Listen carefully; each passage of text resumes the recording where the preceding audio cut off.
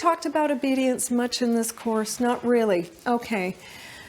I'm sure a lot of you are thinking, what would be wrong with a little obedience? That would be really nice, actually, to have a little bit of obedience. What is wrong with obedience? They're not safe. Great answer. They're not safe in situations where they need to disobey. Someone else said something? You do whatever you're told. And so how are you to determine what's right or what's wrong? You do whatever you're told. How are you to determine what's right or what's wrong?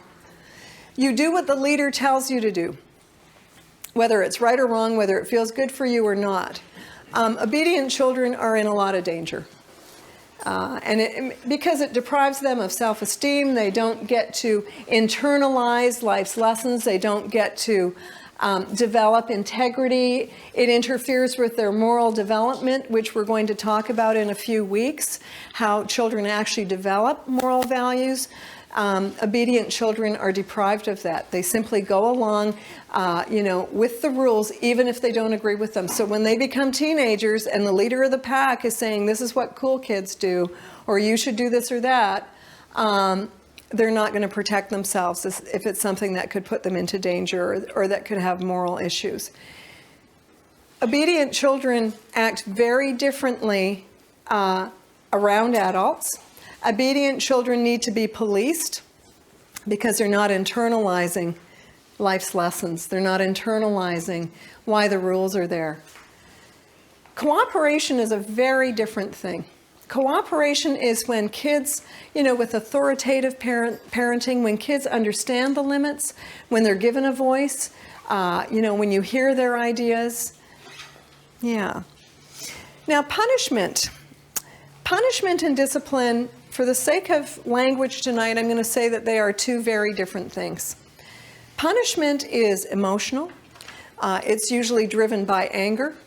It can often be done in the heat of the moment. Punishment can attack the character of a child. And so, again, punishment is driven by the emotion of anger. And so, in the heat of the moment, we have to be aware of when we are in our lizard brain. We need to be aware when we are in that place of lust. So last night I was teaching the other course and I was talking about the ways that we can experience feelings.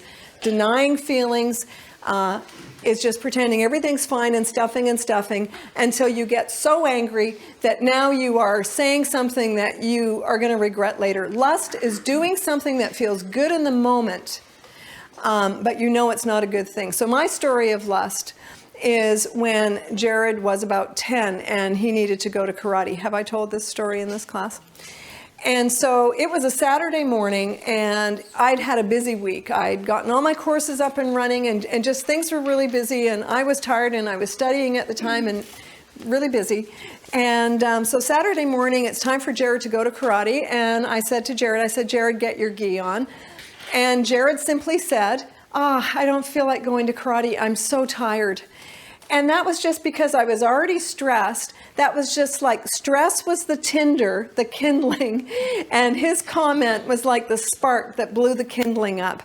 And, again, because I was already up to here, I went to Anger Mountain. And my version of Anger Mountain isn't really screaming and yelling or something like that, but it's a little bit of moralizing and being quite condescending, I think. And I started to say to him, Jared, do you have any idea how much money we spend on your lessons and how fortunate you are to be going to these classes? Do you actually think I feel like driving you there? And it was one of those moments where I could hear myself talking. And there was a voice in my head that said, shut up. You are hurting him right now. But the other voice in my head said, yeah, but it feels really good. And Jared went downstairs and he was feeling hurt, and it was my 6-year-old daughter that looked at me and she was upset. She said, Mama, are you okay? And just looking at her face, I thought, I just took my stress out on my kid. So I went down to apologize. And I went down to Jared's room and he was upset. And I said, Jared, I'm really sorry. I've had a tough week and I took it out on you. But then I started going on again. I heard myself starting again. But do you have any idea how much money we spent on your lessons? And And I couldn't deal with it because I was still up to here. I was in that lizard brain where I wasn't thinking clearly. And I wonder if a big responsibility of being a parent is to simply recognize when you are in that angry state.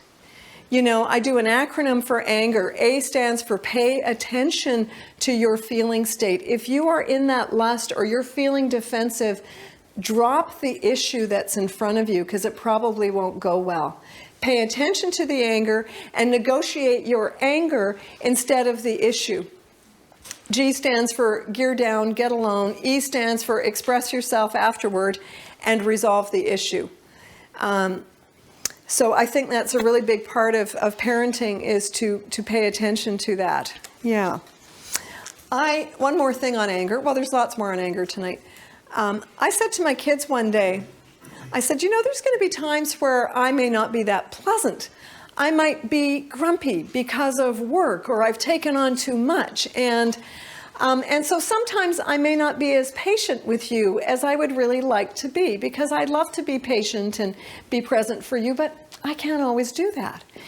And so I said to the kids, why don't we come up with a code so that I can let you know if I'm at that point, because I want you to know it's not your fault, it's my responsibility.